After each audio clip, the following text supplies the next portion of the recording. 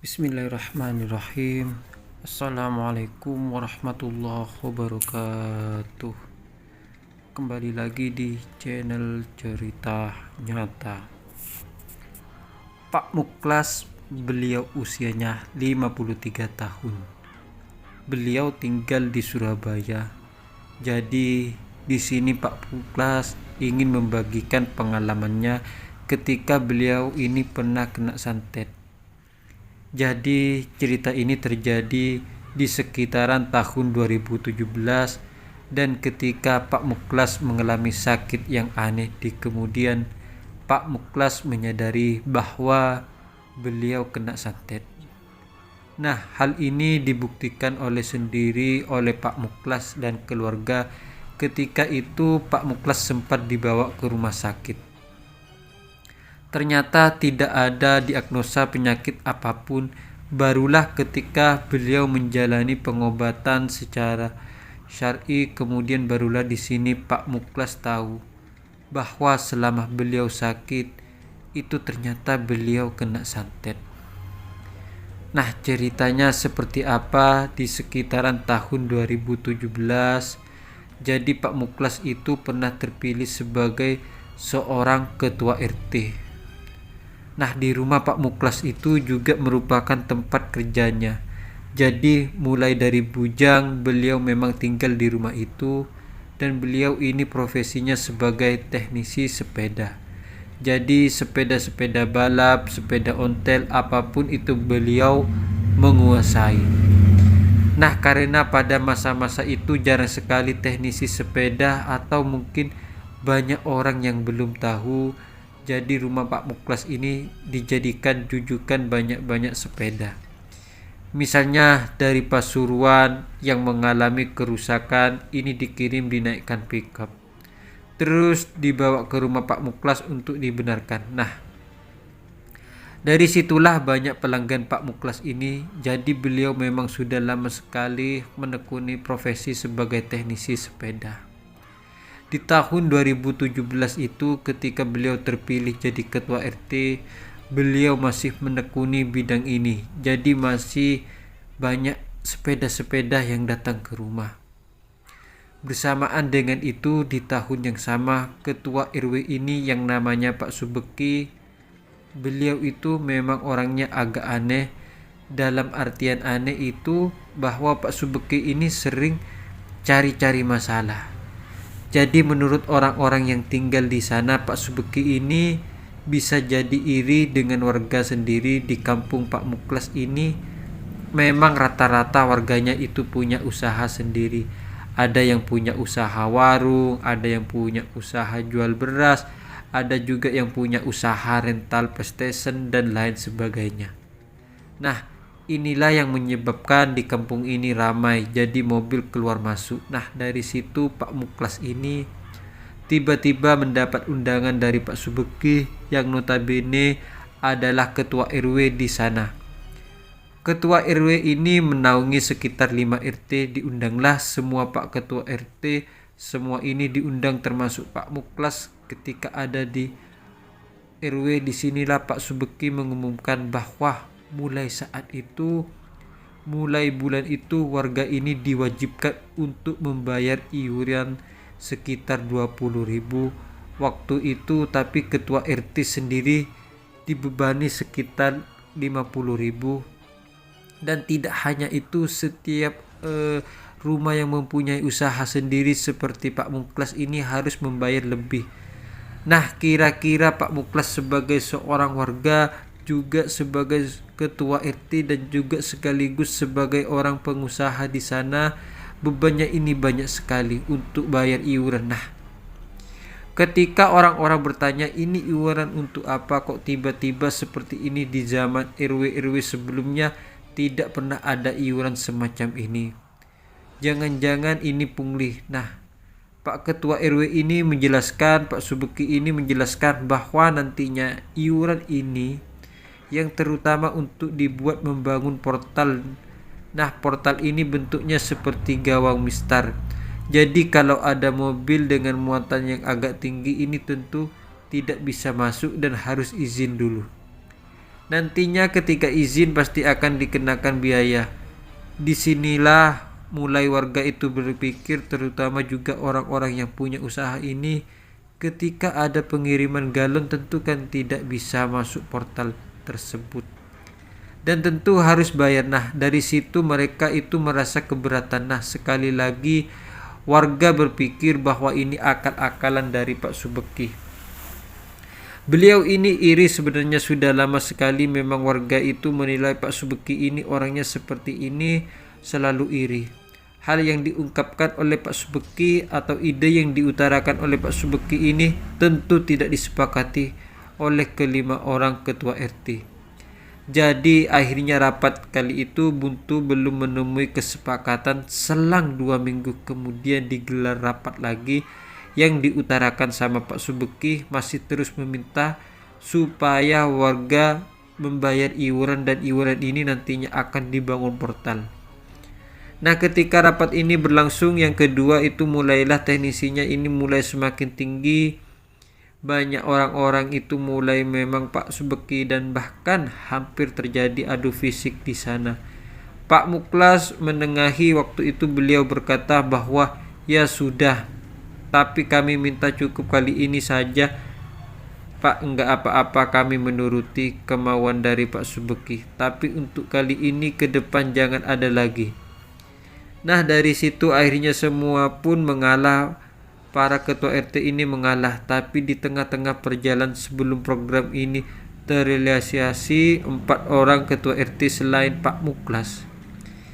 Ternyata mereka itu menyatakan sikap tidak setuju. Nah, pada akhirnya Pak Muklas pun juga enggak bisa ngomong apa-apa karena beberapa warga yang lain dan juga terutama para ketua RT ini tidak setuju. Apa mau dikatakan, pada akhirnya di situ Pak Subeki ini sempat marah-marah tidak jelas. Jadi di balai RW itu semua dimaki-maki. Bahkan Pak Subeki ini sempat berkata kasar, membinatang-binatangkan orang yang hadir di sana, termasuk para ketua RT ini, dan termasuk Pak Muklas itu juga kena. Pak Muklas itu dibabi-babiin, dianjing-anjingin.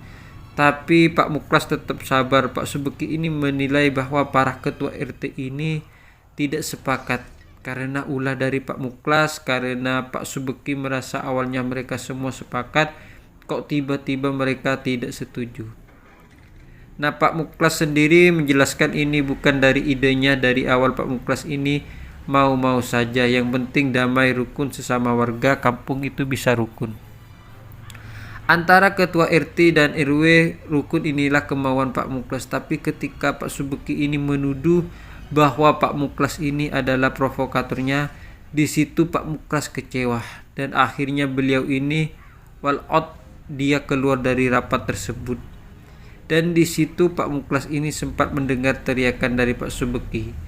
Intinya Pak Subeki ini sempat teriak, "Oh, ini ngene caramu, tak santet." Jadi kata-katanya kira seperti itu, Pak. Pak Muklas sendiri enggak terlalu mendengar, jelas diabaikanlah oleh beliau. Ternyata malam harinya beberapa ketua RT ini datang ke rumah Pak Muklas. Ada 3 orang ketua RT di sana. Awalnya mereka silaturahmi ke rumah Pak Muklas dan kemudian membicarakan hal-hal ini. Tiba-tiba salah satu ketua RT ini ngomong ke Pak Muklas, "Pak Muklas sampean enggak krungu Pak Subeki mau ngomong opo?" Jadi intinya Pak RT ini menjelaskan ke Pak Muklas. Nah, mereka yang masih ada di dalam balai RW itu, mereka mendengar jelas bahwa Pak Subeki ini mengancam akan menyantet Pak Muklas, dan jelas-jelas didengar oleh mereka.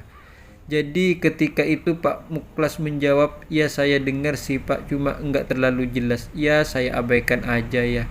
Ngapain sih Pak, wong Pak Subeki itu orangnya memang seperti itu." Jadi memang semua warga ini sudah tahu. Mereka sendiri juga heran kenapa kok Pak Subeki ini tiba-tiba cawe-cawe urusan yang enggak penting semacam itu. Padahal kerjaan-kerjaannya yang lain seperti gorong-gorong mampet atau beberapa hal yang mendasar ini tidak pernah bisa diselesaikan oleh Pak Ketua RW itu. Nah, hari-hari pun berlalu, jadi pada akhirnya kesepakatan ini buntu. ide atau rencana Pak RW ini tidak bisa terrealisasi, dan Pak RW Pak Subeki ini masih menilai bahwa hal itu karena ulah Pak Muklas yang jadi provokator bagi RT-RT yang lain. Nah, berjalannya waktu sekitar 2 minggu setelah rapat itu, memang sudah pernah janji ke anak dan istrinya mereka sudah lama sekali ingin liburan, dan anak-anak Pak Muklas itu ingin sekali liburan di Telaga Sarangan. Nah, akhirnya hari itu setelah persiapan nggak terlalu banyak, akhirnya mereka berangkat menuju ke Telaga Sarangan, dan rencananya memang mereka akan di sana sekitar 3 hari 2 malam. Nah, Pak Muklas sendiri ini pergi liburan dengan santai tanpa pikiran negatif sedikit pun, tanpa memikirkan kondisi yang ada di kampung, karena Pak Muklas merasa hal ini sudah selesai. Masalah ini sudah berlalu. Pak Muklas mengira bahwa Pak Subeki ini sudah memaafkan dan sudah mengabaikan permasalahan ini. Jadi ketika ada di Telaga Sarangan, beliau menikmati liburan itu dengan anak istrinya sampai 3 hari. Kemudian beliau pun pulang kembali ke rumah beraktivitas lagi seperti biasa. Nah, malamnya tiba-tiba suasana rumah itu menjadi berbeda. Yang pertama kali merasakan adalah anak pertama dari Pak Muklas. Waktu itu dia baru pulang dari kampus, terus masuk rumah dia teriak-teriak. Waktu itu Pak Muklas lagi nyervis sepeda di depan. Di depan teras rumah itu si anaknya teriak-teriak, Pak, ini asap apa? Ini asap apa? Terus Pak Muklas ini masuk, beliau juga kaget. Ternyata ada asap putih yang mengebul, tapi asap ini enggak bau sama sekali. Nah, yang tertuju pertama kali oleh Pak Muklas tentu adalah dapur. Beliau khawatir ada apa-apa. Ternyata di dapur ini tidak ada apa-apa. Sampai ditelusuri di kamar-kamar, sampai di sudut ruangan, ternyata tidak ada apa-apa. Nah, pertanyaannya, asap ini dari mana? Jadi asap itu sempat mengebul mengisi seluruh rumah sampai sekitar 5 menit. Kemudian asap ini pun menghilang. Nah, malamnya ketika Pak Muklas ini tidur, beliau ini tiba-tiba mengigu dan sendirinya. Kesaksian ini istri Pak Muklas sendiri jadi cerita yang mau kami sampaikan. Pertama adalah versi dari istrinya Pak Muklas lebih dulu. Mulai dari itu, istri Pak Muklas ini melihat apa yang dilakukan Pak Muklas ini di luar nalar. Jadi pribadi Pak Muklas yang sabar selalu guyon dengan anak dan istrinya, malam itu tiba-tiba berubah jadi setelah Pak Muklas ini mengigu di tengah malam. Tiba-tiba Muklas itu buka mata, terusnya mata itu tajam noleh ke arah istrinya.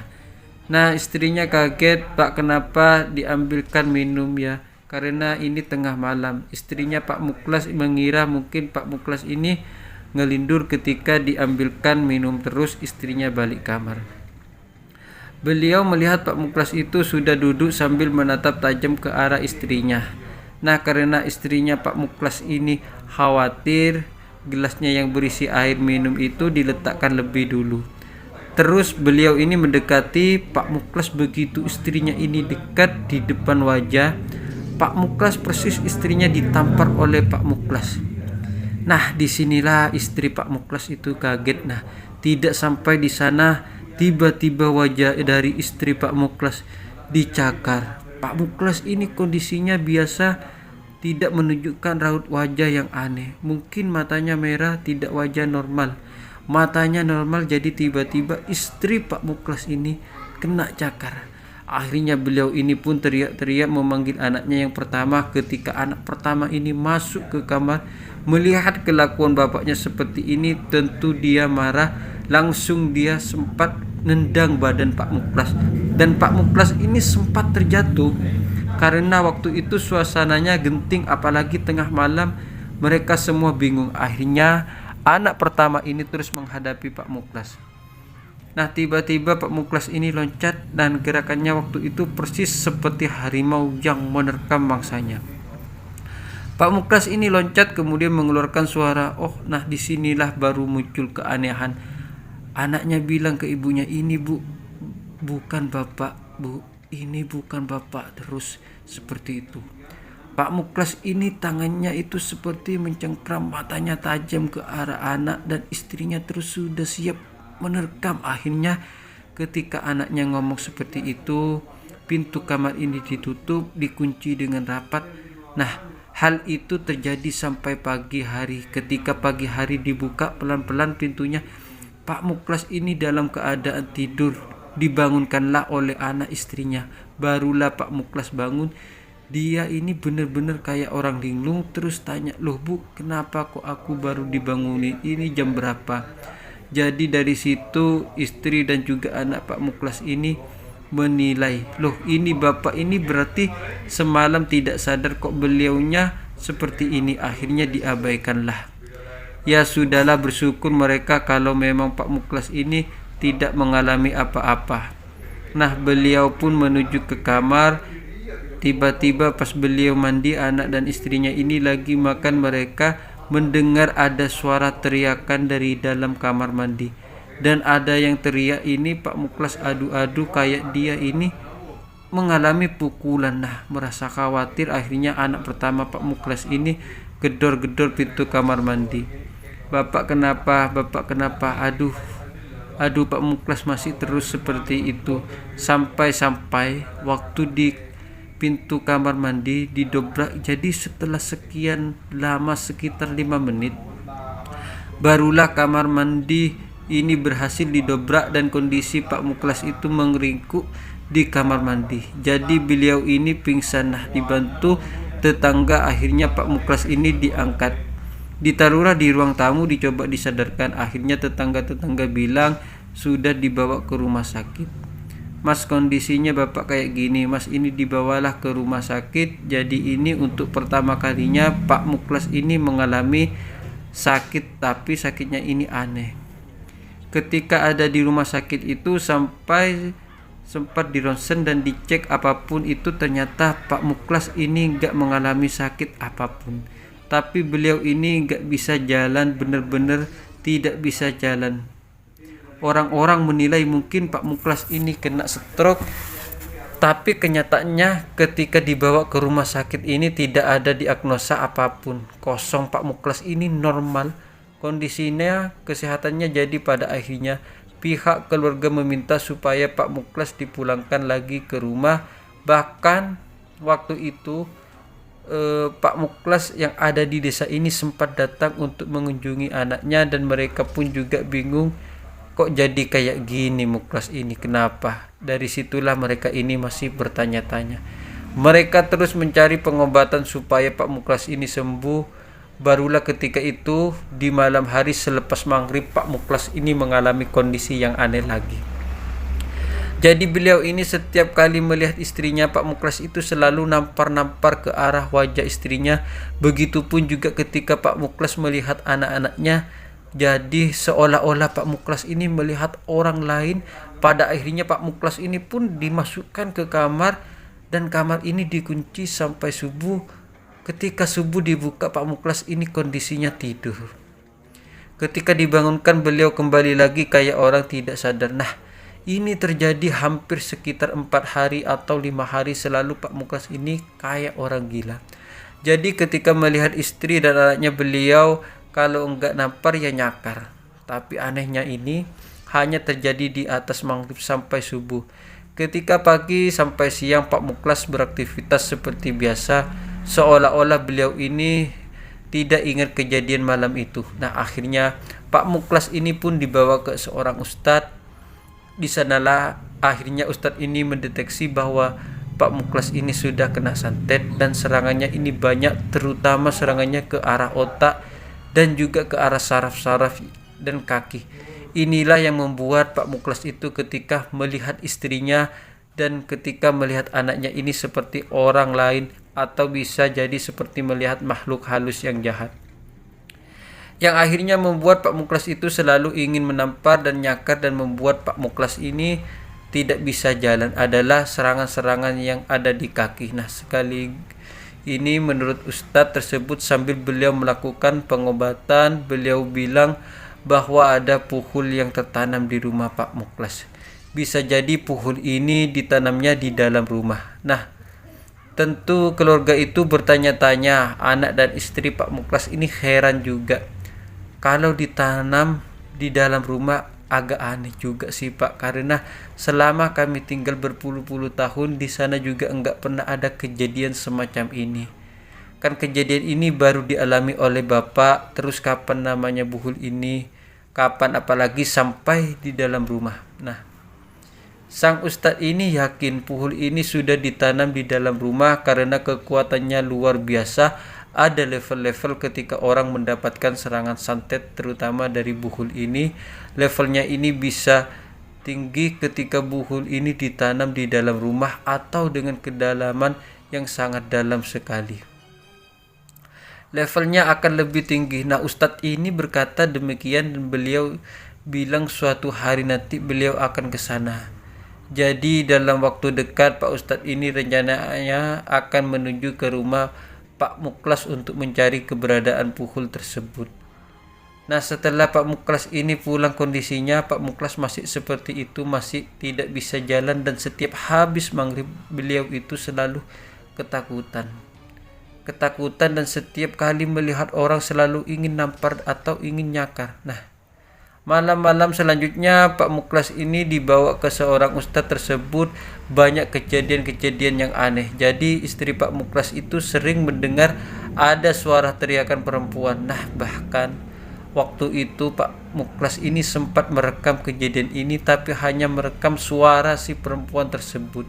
Suaranya sempat terekam. Nah, anehnya, setelah rekaman suara perempuan misterius ini dikirim ke anak-anak beliau ini, anak-anaknya sempat mendengar suara tersebut, dan ketika rekaman ini dibawa ke ustadz yang mengobati Pak Muklas, tiba-tiba rekaman ini hilang dan semua yang ada di HP mereka ini hilang. Nah, inilah keanehan pertama, dan malam selanjutnya seisi rumah itu juga mendengar ada suara teriakan wanita lagi. Jadi suara teriakan itu menggema kayak seolah-olah wanita ini berada di ruang tengah. Tapi ketika mereka keluar mencari sumber suasana ini, mereka tidak melihat sosok wanita ini, hanya mendengar suara beberapa hari. Kemudian ustadz yang mengobati Pak Muklas ini datang. Sebelum beliau ini masuk ke dalam pekarangan rumah Pak Muklas, si ustadz ini sempat noleh ke arah kanan. Terus akhirnya si ustadz ini tanya ke istri Pak Muklas, "Bu, itu kanan itu sebelah kanan, sana itu ada kampung enggak?" "Ada Pak." Ustadz ini ngapunten, "Ya, mohon maaf Bapak, ini pernah punya masalah apa sama warga kampung yang di daerah sana?" Nah, istri Pak Muklas menjelaskan, "Ndak ada itu Pak, Bapak ini orangnya ya gini, beliau itu serawawung sama tetangga, teman-temannya juga banyak orang-orang karena suka guyon." "Pak Ustadz, oh ya sudah. Ya udah, bismillah, saya masuk." Ya masuklah ustadz ini. Ketika ada di teras itu beliau gak merasa apapun. Beliau tetap jalan, langsung menikmati ruangan tunggu itu sejenak, tapi hanya noleh ke arah sebelah kanan. Kemudian beliau jalan lagi, terus melewati kamar yang nomor pertama, dan kemudian melewati kamar yang nomor 2. Disinilah beliau berhenti, dan Pak Ustadz ini tanya, "Bu, ini kamar siapa? Di sini kayaknya puhulnya, Bu." Nah, istri Pak Muklas ini juga kaget, "Ini kamar saya sama Pak Ustadz." "Oh iya Pak, ya sudah kalau begitu, keluarkan dulu ini, saya masuk sama teman saya ya." Sudah Pak Ustadz. Pak Muklas pun dikeluarkan dari kamar itu. Kemudian Ustadz bersama seorang temannya ini masuk dalam kamar Pak Muklas. Nah, ternyata yang didengar oleh istri Pak Muklas kayaknya ada benda-benda yang dipukul. Nah, kemungkinan ustadz ini kayak nyokel ubin yang di bawah itu. Nah, ternyata benar, ketika kamar dibuka, ubin ini sudah dalam keadaan terbongkar. Dan disinilah Pak Ustadz ini menemukan sebuah bungkusan berwarna putih, dan bungkusan warna putih ada 2 buah telur. Telur ini telur ayam kampung, ada semacam rambut dan juga ada semacam benda tajam, dan juga ada tanah makam atau tanah kuburan. Nah, setelah diambil mereka semua kaget, "Loh, ini nemu di mana Pak Ustadz?" "Ya di sini Bu, yang baru saya gali ini." Mereka heran, "Terus ini namanya kapan kalau memang orang ini nanam di sini?" Ini nanamnya kapan, wong kita semua tinggal di sini berpuluhan tahun. Terus kapan dia ini bisa menanam, masa ia ditanam secara gaib? Lah Pak Ustadz ini menjelaskan, nak Bu, ini ditanam sendiri sama orangnya. Ya mungkin ibu sama bapak lengah, atau waktu itu bapak sama ibu ini pernah pergi dari rumah. Disinilah beliau ini masuk menanam buhul tersebut. Nah, baru mereka ingat, oh iya, jangan-jangan waktu mereka ini pergi liburan, serangan.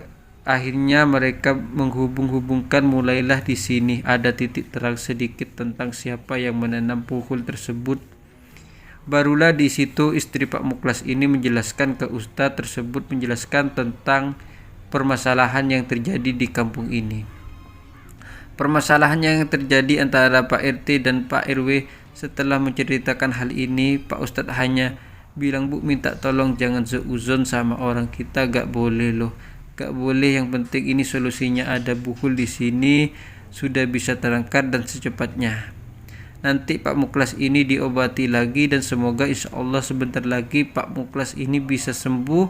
Yang penting ibu sudah cari tahu siapa yang jahat ke Pak Muklas, sudah, jangan biar Allah yang mengurus, nanti dibalas sendiri. Ke rumah Ustadz tersebut yang dilakukan pun Pak Muklas minum air yang sudah didoakan, dan Pak Ustadz ini terus memijit kaki Pak Muklas. Selain itu juga beliau tersumat ke sendawa. Pak Ustadz menjelaskan insya Allah sebentar lagi Pak Muklas ini sehat, karena beliau sudah bersendawa yang sangat keras sekali, pertanda bahwa jin-jin yang ada di dalam tubuh Pak Muklas ini sudah keluar semua. Yang menurut Pak Ustadz ada sekitar 10 jin yang tinggal di tubuh Pak Muklas. Nah, mulai keluarkanlah satu persatu, tapi menurut Pak Ustadz sendiri ini namanya jin ini juga resek. Jadi dia ini kalau sudah dikeluarkan, dia terus nunggu di dekat orang yang kena santet tersebut, karena perintahnya memang semacam itu. Dia diperintahkan oleh Panglima Jin untuk masuk di tubuh orang ini. Dia akan tinggal di sana sampai dia mati. Kalau dia dikeluarkan, dia akan menunggu di sana, dan ketika ada jeda dia akan masuk lagi ke tubuh orang tersebut. Ya memang tingkahnya jin memang seperti ini menurut Pak Ustadz. Jadi ini harus dilakukan secara berkala, apalagi yang tinggal di tubuh Pak Muklas ini banyak sekali jinnya. Setelah dilakukan hal ini secara rutin total sekitar 3 minggu, Pak Muklas ini melakukan pengobatan, dan selama 3 minggu ini masih mendengar suara-suara aneh di dalam rumah Pak Muklas, dan Pak Muklas masih terus sering melakukan hal seperti itu, menampar-nampar istrinya sambil teriak-teriak sendiri. Kadang juga beliau itu loncat dan melakukan gerakan seperti harimau ini seperti itu, sampai pada akhirnya 3 minggu lebih. Beberapa hari benar-benar Pak Muklas ini sadar, dia kayak benar-benar baru melihat wajah istrinya. Jadi hal ini terjadi di sekitar jam malam. Pak Muklas itu berkata ke istrinya, Bu, kamu ini bawa aku kemana? Kok aku ini di sini? Ayolah pulang, Bu. Barulah di sini istrinya ini lega, alhamdulillah. Biasa di jam-jam seperti ini setiap harinya Pak Muklas ini selalu tidak sabar, dan beliau bertindak seperti orang lain atau seperti sosok lain. Tapi malam ini di sekitar jam malam Pak Muklas ini sadar dan beliau ngajak pulang. Akhirnya Pak Ustadz pun bilang, sudah Bu, gak apa-apa, pulang aja, gak apa-apa Pak Ustadz, gak apa-apa, pulang aja. Nanti di sela-sela malam hari itu tetap dibacakan ayat-ayat Quran, jangan lepas doa-doa. Iya Pak Ustadz, pulanglah. Akhirnya Pak Muklas dan istrinya ini ketika sampai rumah, Pak Muklas itu kayak melihat rumahnya ini ada cahaya, sampai beliau ngomong ke istrinya, loh Bu, itu anak-anak masang lampu kayak gini, ini buat apa? Apa enggak makan listrik banyak ini kayak gini, lampunya kok padang banget, Bu. Muklas itu melihat rumahnya itu biasa dengan cahaya yang normal, lampunya ya tetap lampu. Jadi istrinya Pak Muklas ini bilang, apa sih Pak, ada apa-apa, ada cahaya terang itu mana? Loh Bu, terang banget sampai silau aku, sudahlah ayo masuk. Ketika Pak Muklas ini masuk dalam rumah beliau itu merasakan rumahnya itu sejuk sekali. Nah, keanehannya kedua yang dirasakan oleh istri Pak Muklas, karena setiap harinya menurut istri Pak Muklas ini terbiasa gak pakai baju. Beliau selalu telanjang dada karena suhu udaranya itu selalu gerah. Tapi malam itu Pak Muklas ini tiba-tiba merasa sejuk. Bahkan malam itu beliau tidur menggunakan selimut. Nah, akhirnya pagi hari itu mereka benar-benar merasa Pak Muklas ini sudah sembuh, sudah sehat dari sakitnya beliau. Dilihat adalah istri dan anak-anaknya. Setelah itu akhirnya mulailah terkuak. Tiba-tiba Pak RW ini datang bawa parcel buah-buahan ke rumah Pak Muklas. Pak Muklas waktu itu lagi benerin sepeda. Beliau juga kaget, ini kan belum hari raya, belum ada acara apa-apa, kok tiba-tiba Pak Subeki ini ngasih parcel. Nah, Pak Subeki ini tingkahnya aneh. Beliau awalnya ini cuek. Ketika Pak Muklas itu bertemu Pak Subeki, beliau ini jarang nyapa, jarang tersenyum. Bahkan Pak Muklas ini ingat ketika Pak Muklas mau berangkat ke Sarangan itu bersama keluarganya, Pak Muklas sempat nyapa Pak Subeki yang waktu itu memang duduk-duduk di depan rumahnya karena tentu harus melewati depan rumah Pak Subeki. Waktu itu Pak Muklas ingat ketika Pak Muklas menyapa Pak Subeki di depan rumahnya, Pak Subeki ini cuek, beliau bahkan tidak menoleh sama sekali. Pak Muklas, kenapa tiba-tiba waktu itu Pak Subeki ini bawa parcel terus raut wajah itu sumringah, langsung memeluk Pak Muklas sambil bilang, "Alhamdulillah Muklas, kamu sudah sembuh Muklas, kita semua khawatir kamu itu sakit. Maaf ya Muklas, yo pas kamu sakit aku belum bisa kesini, banyak urusan." "Oh iya gak apa-apa Pak Subeki, ayo masuk dulu Pak Subeki." Nah, ketika Pak Subeki ini masuk, dia duduk di ruang tamu. Beliau itu memang gelagatnya ini aneh.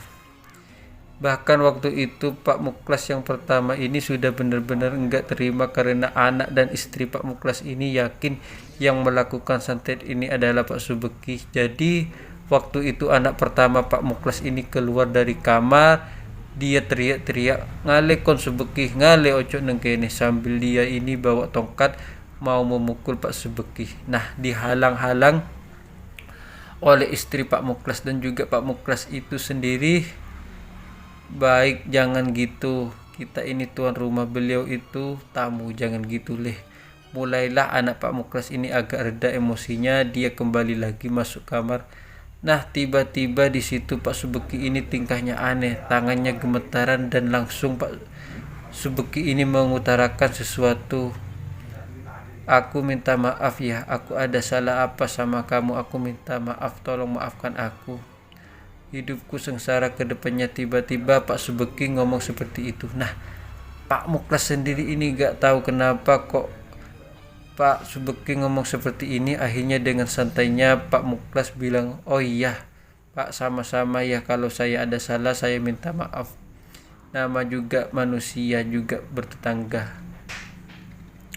Pak minta maaf." Akhirnya beliau itu pulang. Setelah Pak Subeki ini pulang kira-kira 3 bulan setelah kejadian itu dan peristiwanya itu sebelum hari raya, tiba-tiba Pak Subeki ini mengikuti barang-barang orang. Heran, Pak Subeki ini mau kemana? Ternyata Pak Subeki ini mau pindah rumah. Beliau beralasan karena mertua Pak Subeki yang ada di desa ini butuh teman. Akhirnya mulai saat itu Pak Subeki ini enggak tinggal di kampung tersebut dan beliau tidak menjabat lagi sebagai ketua RW. Nah, sampai cerita ini diturunkan Pak Muklas sendiri tidak pernah lagi ketemu dengan Pak Subeki. Entah beliau tinggal di mana sekarang, yang jelas tetangga-tetangga itu merasa aman, tentram, warga yang ada di sana itu merasa jauh lebih baik. Ketika Pak Subeki tidak menjabat sebagai ketua RW, nah sampai cerita ini diturunkan Pak Muklas masih tinggal di kampung tersebut dan beliau masih beraktivitas seperti biasa. Beliau masih seorang teknisi sepeda dan beliau masih melakoni hal sampai hari ini. Cerita inilah teman-teman yang dibagikan oleh cerita nyata dan Pak Muklas, dan semoga kisah ini bisa kita ambil hikmah dan kita bisa ambil kesimpulan di dalamnya. Mohon maaf kalau ada kata salah. Assalamualaikum warahmatullahi wabarakatuh.